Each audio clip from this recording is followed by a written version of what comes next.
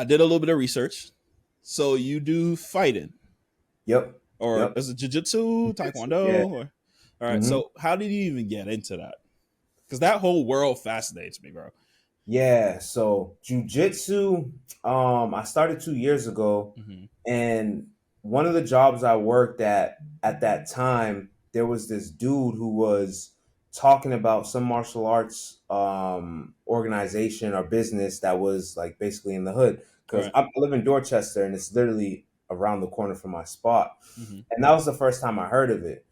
Then I was reading a book, and it was by this guy who is a martial artist, and he's a mentor for like young men and their fathers. Hmm.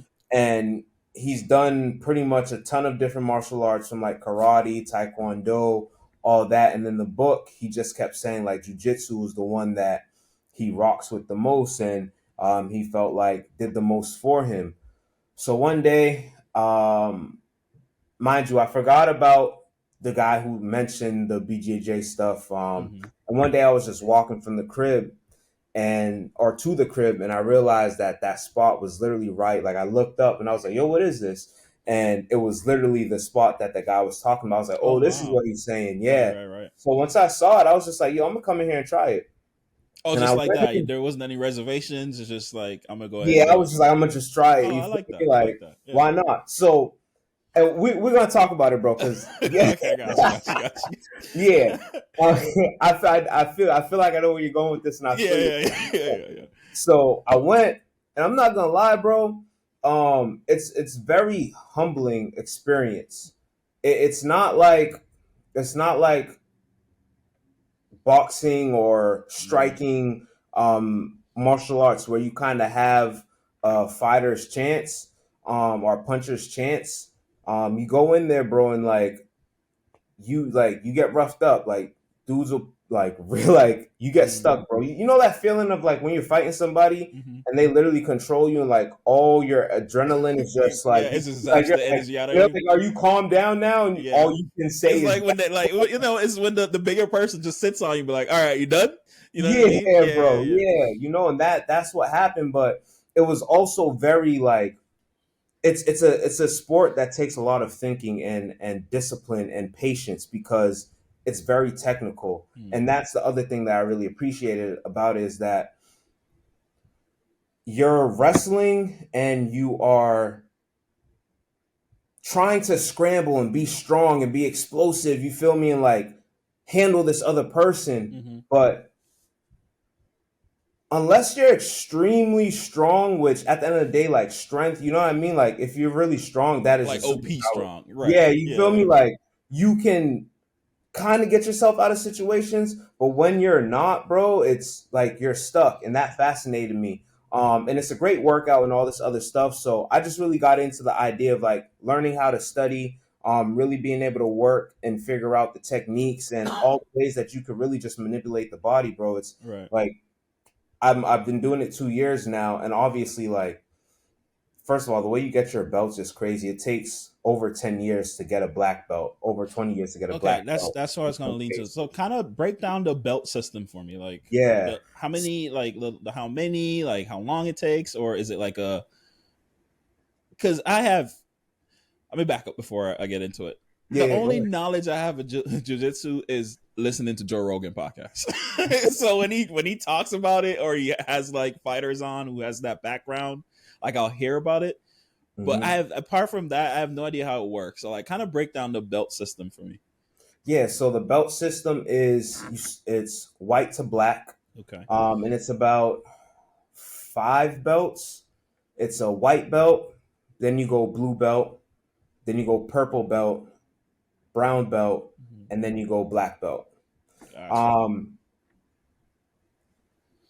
in general, the belt system it's not necessarily based on years. It's based on your ability to apply technique. Hmm. Um, for people who compete, how much you're winning in some cases. So it really varies. Like in a really weird anomaly, or some cases, there's people who've gone from like white belt to purple belt in like a year and a half, 2 years. Mm. But you also have to understand that they're probably competing. They probably do this every day. They might even be teaching, so they're working out.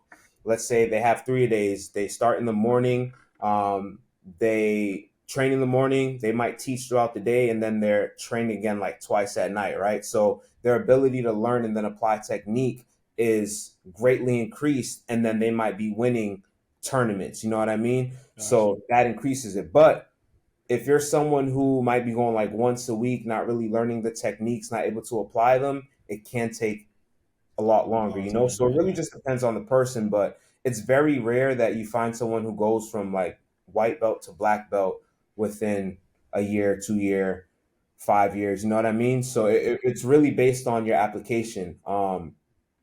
Generally speaking, though, to go from white belt to black belt is going to take a number of years. Okay. Um, I'm not an expert, so I can't really say what that Right. average year is, but Right. expect to put some time in it. What I've learned so far in my time is that this is definitely something that's a lifelong sport.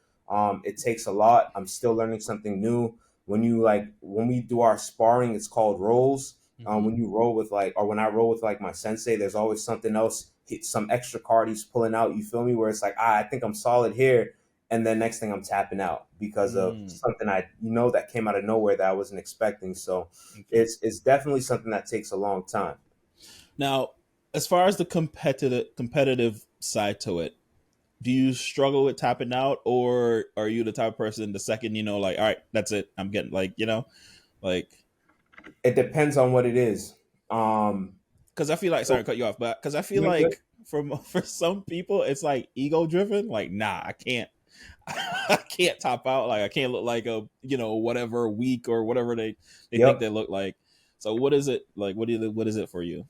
I'm really glad you said that because it really is ego a lot, and Mm-hmm. that's why I said earlier it kind of humbles you. For me, I definitely try my best not to tap out. But if I know that I got, I'm not risking it. So for example, if someone gets me in an arm bar, and when Right. they get me, like I'm not gonna let's say they got the arm bar about like 80%, right? And I Mm-hmm. have a 20% chance of getting my arm out.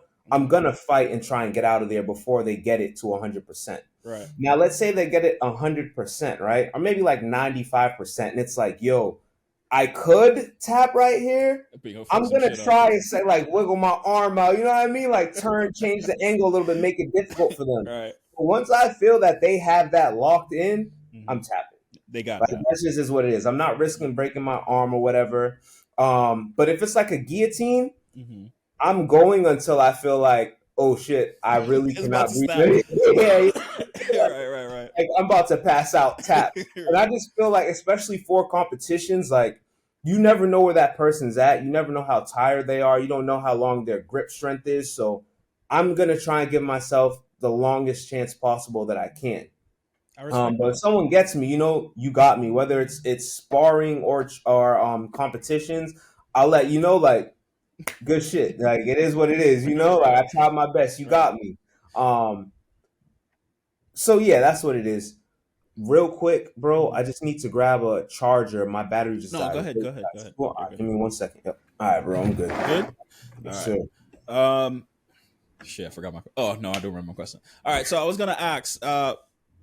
As far as competing, how often do you compete, and what's that like? Because obviously, I feel like sparring or rolling with people, like people that go to the same. Is it a gym or dojo? What do you guys call it? Yeah, it's gym, dojo, whichever one you feel Doesn't like matter. calling it. Okay, I call so it dojo. But I okay, so call when other you people when parts you gym. roll with people at your gym, uh, I feel like it's obviously a different level than competing with somebody you're not familiar with, maybe, or like from a different gym or whatever. So how is competing?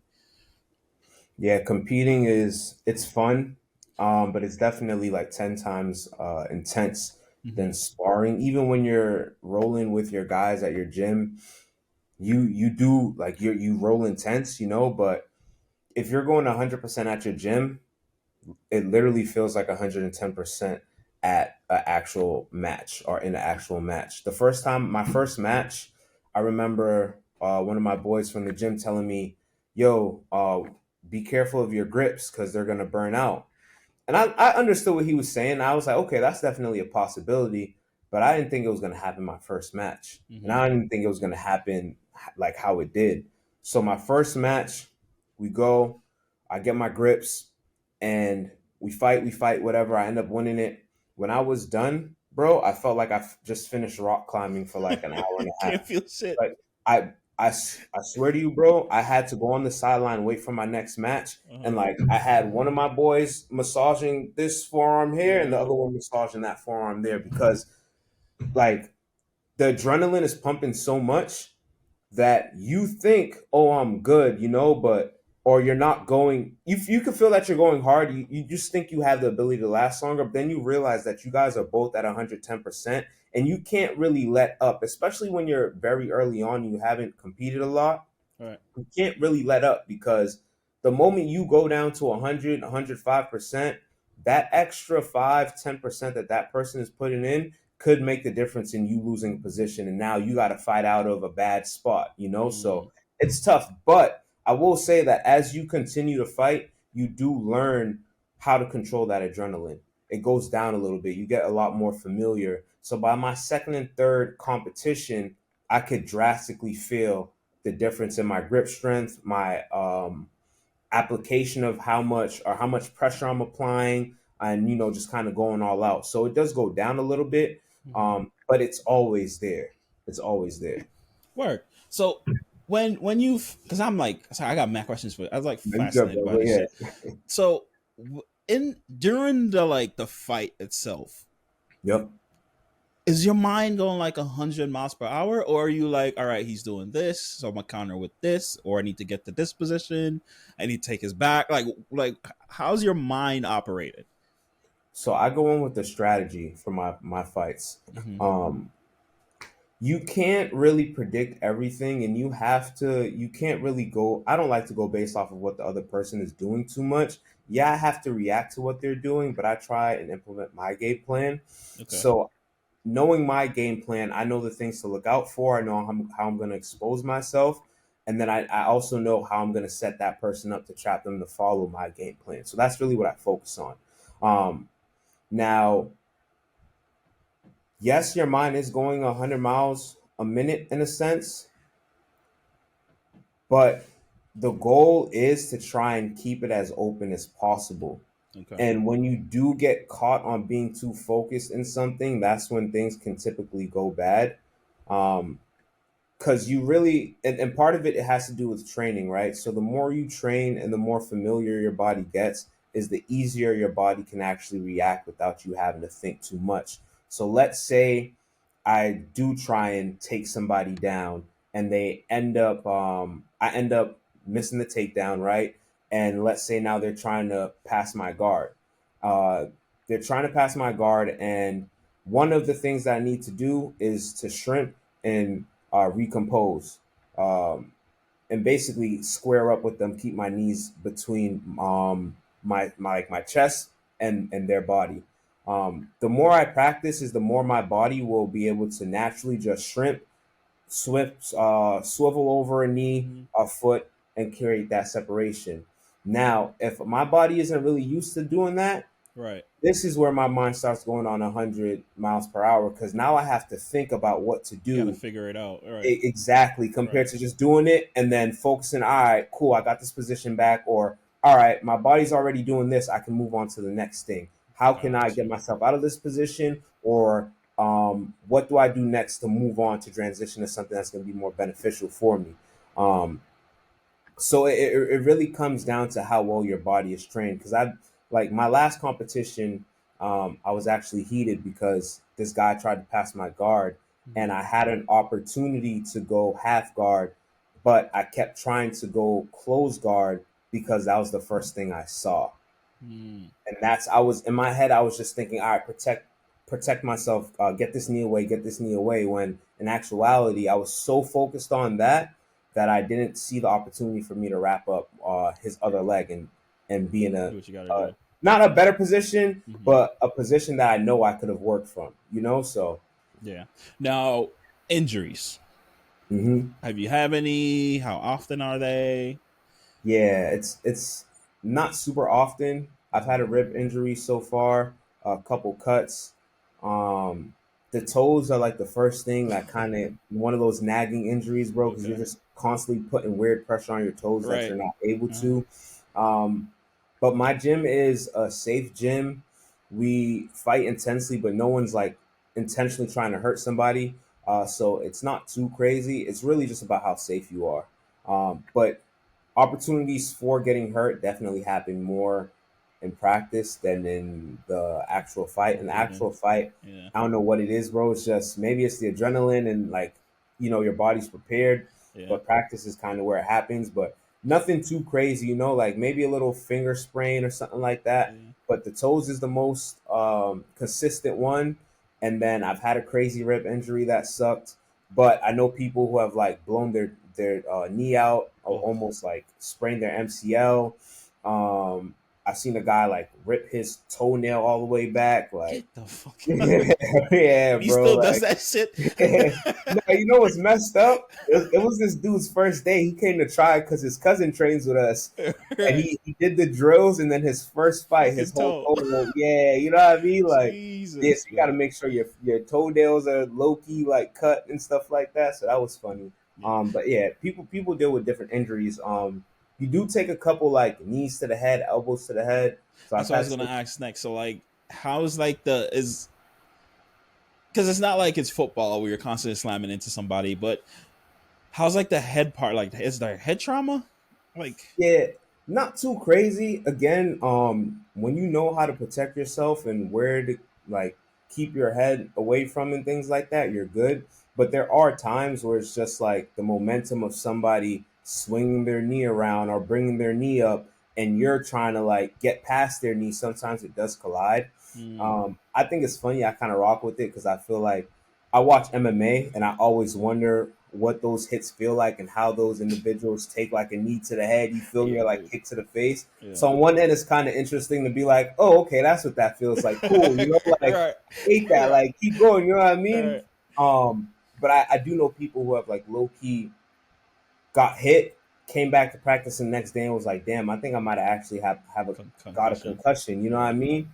Um, so yeah, it's just it doesn't happen super often, but it can happen, Mm, and you just kind of got to know whether you can keep going or if you need to chill, and that's on you. yeah. And then there's obviously like guys who come in don't know what they're doing. I would also add just like people who watch jujitsu or don't really train, but like want to do like ankle locks and stuff like that, or heel hooks. That's like it's a little annoying because they're really about like getting you to tap. And if you don't know how to protect yourself and get out of that, then Right. that can cause some injuries. Or like let's say they go for a heel hook or ankle lock, and then they actually end up knee reaping you. You know what I mean? If you don't know how to deal with the knee reap, you could really injure yourself. Or if they don't know what they're doing and they try and like turn over and like lock it in, you know what I mean? Like that's that thin line of like being Mm. safe and getting hurt seriously.